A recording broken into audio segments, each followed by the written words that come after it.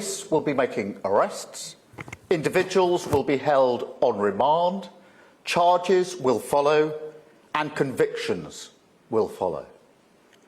I guarantee you will regret taking part in this disorder, whether directly or those whipping up this action online and then running away themselves.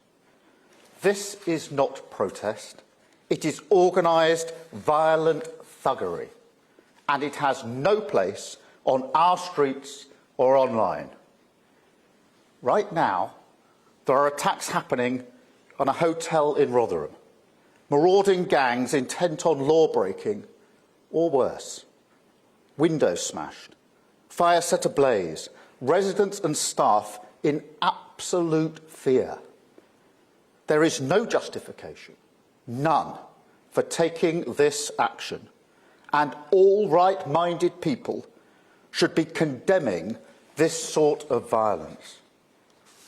People in this country have a right to be safe, and yet we've seen Muslim communities targeted, attacks on mosques, other minority communities singled out, Nazi salutes in the street, attacks on the police, wanton violence alongside racist rhetoric.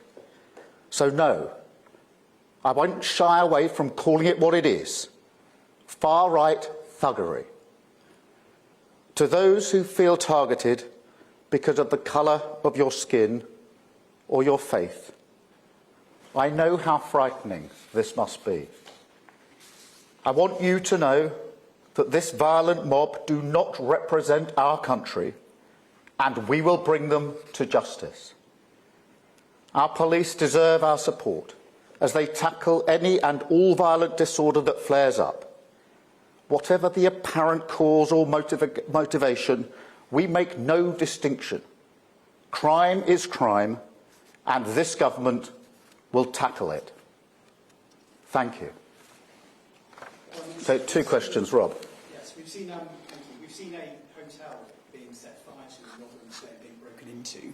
Can you say that the policing operation has been a success, and what more can the government do to stop this?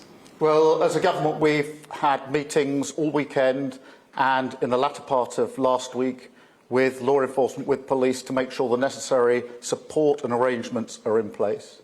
We do have standing arrangements for law enforcement, which means that we can get arrests, charged, remands in custody and convictions done very quickly.